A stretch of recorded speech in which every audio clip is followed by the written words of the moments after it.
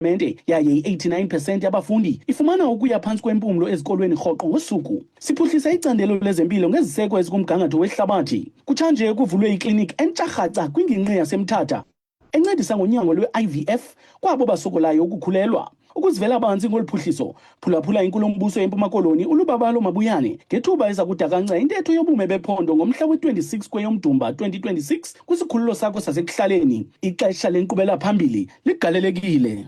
Eastern Cape, home of legends. Alright ke Nkosi kakhulu ke pha kwintengiso mihlana imizuzu emva kwentsimbi yesine sikwisigaba sesibini apha enkqubeni kwi-afternoon drive yasekasi 20 ke kaFebruary 2026. Mphulaphuli besithembisile uba ke sakuba nalo ke udliwanondlebe apha ngosuku lwanamhlanje. Iindwendwe ke zethu zisele zikho ngosuku lwanamhlanje. Masiqale ke pha kuMr Luthuli. Mr Luthuli, mandikubulise ndikunika ithuba ubulisa abaphulaphuli. Mandibulise kuwe msasazi, ndibulise nakuni baphulaphuli othethayo ngusihlalo weUsukwaya owalapha eKomani, funda khona apha eWalter Sisulu. Ndiyanamkela nonke nizindlebe nje enkosi. Nkosi kakhulu ke mntakwethu, siyavuya ukuba nawe namhlanje. Nawe Mr Makoya, masikunika ithuba ubulise abaphulaphuli. Enkosi msasazi, igama nguUphile Makoya wakwaSoyizwaphi. Ndingu-organizer ke mna weKomani campus kwaye yaseUsu.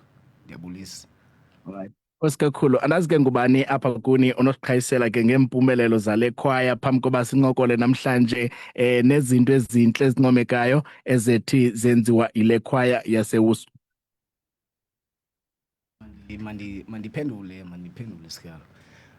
Le khwaya ke kule minyaka ebidluleyo kulo nyaka upheleyo khona ke besikhe sa-athenda iXhamela Festival. iXhamela Festival ke yi-festival includer zonke iikwaya ze-campuses zonke zase-WSU. Njengoba usazi nawe ke msasazi ukuba sinee-campuses eziyi-4.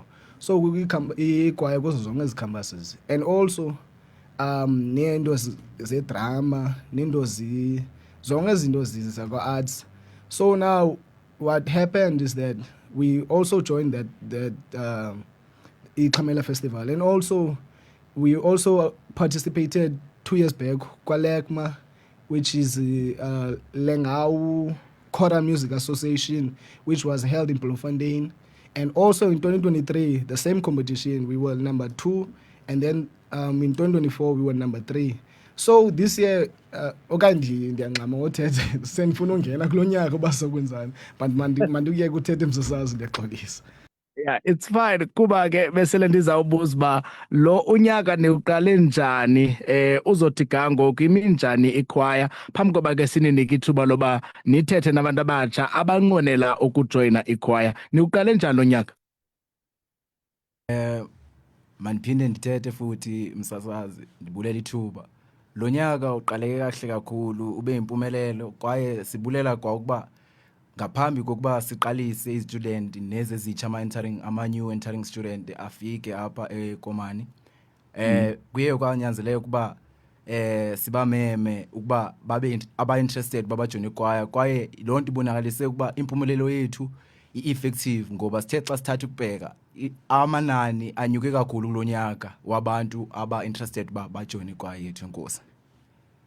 Alright ke Mr Makoya, khawuthethe nabantu abatsha bamamele ngeli xesha abebengayazi bakho kwikhwaya abanokuyijoyina. Uqala ucacise into yoba le khwaya nifuna abantu abazizitudent kuphela okanye kwamntu omtsha onesakhono sokucula uvumelekile ukujoyina?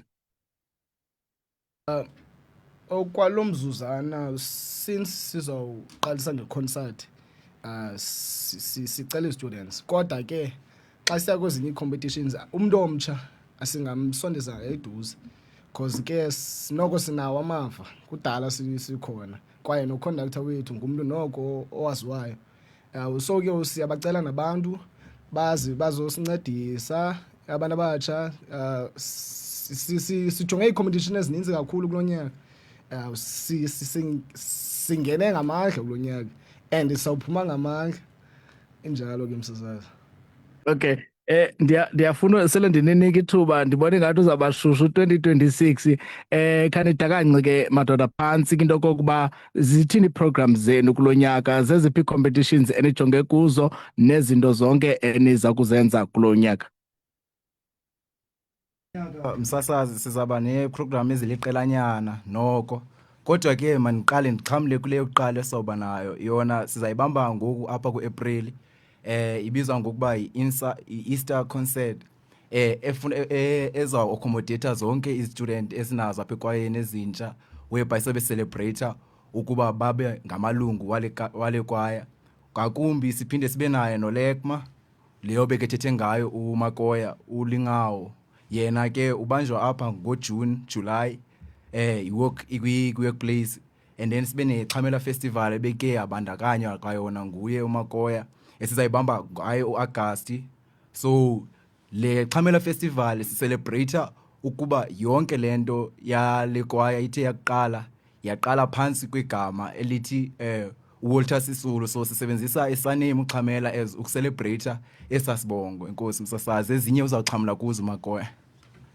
Alright, inkosi kakhulu ke ndicela ubaleka nje kancinci ndiye kwintengiso madoda sibuye ke sithethe nabantu abatsha abanomdla wokujoin ichoir nabantu abatsha abanesakhono sokucula ngabo ke ndifuna ke sincokole nabo ke kakhulu ngosuku namhlanje. Masibaleke sepha kwintengiso xa sibuya ke sizame ke ukuqukumbela incoko yethu namhlanje.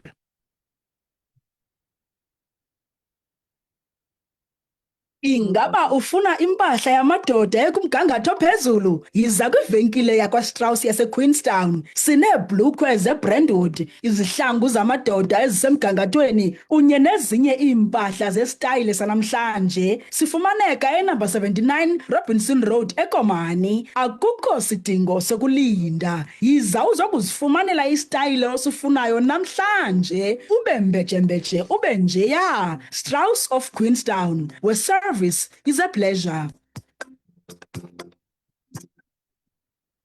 All right. 14.5 imizuzu emva kwentsimbi ka-4 o'clock umphulaphula sekhaya Chuncembe uchekisha ke iinto zethu xa siqukumbela nomphulaphuli othi ndiyayithanda le nto incokolwa apha siza kumshiyela ke neenkcukacha. Mr Makoya ndiyabona uba ufuna ungena and then ke sizonika ke ngoku abantu abatsha abafuna ukujoyina ikhwaya iinkcukacha nendlela abadibana nayo ngayo. Oh, enkosi Msasazi. No ndizawuadd apha kwezi zinto zikhankanywe ngusihlalo. Of which ebetshilo usihlalo ukuba we'll enter i-Easter concert, sizoba ne-Easter concert and then we'll enter uLekma which is uthanda ukuba uzoba seBloemfontein kulonyaka, and then we will enter iChamela Festival which will be hosted by iWSU, and then we will enter i-Battle of Municipalities which is ubomb finale. I-competition ke yaziwayo ke ngabantu abaculayo ke leyo include zonke ikwaya lapha eSouth Africa. Ziyathanda uthathana eMonti ke, and then ke ngoku xa sivala unyaka ke kuba sizazi ngabantu abazawuwina sizawuvala ngebraai sibe ne-closing ceremony xa sekuvala unyaka, and also i-rehearsals ke sifumaneka eWSU apha eGrey apha etown ngo-3:30 from Monday to Thursday. Inkosi Msasazi. Okay. Iphuma ngabani ixesha? Iphuma ngo-5. Okay. 3 from 3:30 to 5. Abantu abatsha ke abanqwenela ke into ba bajoyine ichoir bangavele nje baye ke pha bajoyine i-rehearsals okanye bakhona ke abafuna ukufowuna mntakwethu baqhagamshelana nani ngoluphi na uhlobo. Abafuna ukufowuna siyicreateile iposter si-executive yechoir sayidistributor ezidruphini ezininzi kwaye ndingaphinde ndibize inamba futhi 060 444 5104. Siyafumaneka apho, siphinde futhi sifumaneke nakuFacebook yusu Komani Choir, bangasifumana pha abafuna ukuba bajoyine ichoir. Enkosi. All right, Mr Luthuli khasiphindele inamba ubusithi ithini? 060 444 5104. Eyesibini 067 890 9075. Enkosi. Okay. Yeah, siyayivala ngoku kodwa ke ndiyafuna ke xa sishwankathela sinike ithemba kumuntu omtsha oyawuthi aphakame ajoyine ikwaya ngeyiphi indlela okanye zeziphi izinto azawuthi azixhamle ngokuthi ajoyine ikwaya yenu. Oh, enkosi msasazi. No, izinto zazixhamla kukuphuhlisa okanye this will lead to kuba abe exposed kwi-opportunities ezininzi umuntu xa ijoyina ikwayara. And also what we are willing to do njebe sisilapha eKomani, we know that apha eKomani is a campus for student teachers. Officially ke ngoku njebe student teachers ezo zizo-entarisha ikwaya, we are leading to them. Siyawazi mos bazophuma esikoleni and then bayoteach, so sibakhokela kulaa nto yokuba xa isesikoleni engutitshala akwazi ukufundisa ii-students because ikwayara yinto ekhoyo nasezikolweni yawo. So ke zizinto azazigeyina ke ezo. Enkosi. Okay. Nkosi kakhulu bendikuvile ke umenshina nento yoba kwezi competition nihamba kuzo kukhe kuthiwe kuya-actwa kwenziwa idrama kwenziwe ipoem, so ayingomculo kuphela, angaba udevelopa nesinye iskill kwezo uzibalileyo. Yeah, msasazi injalo yabo.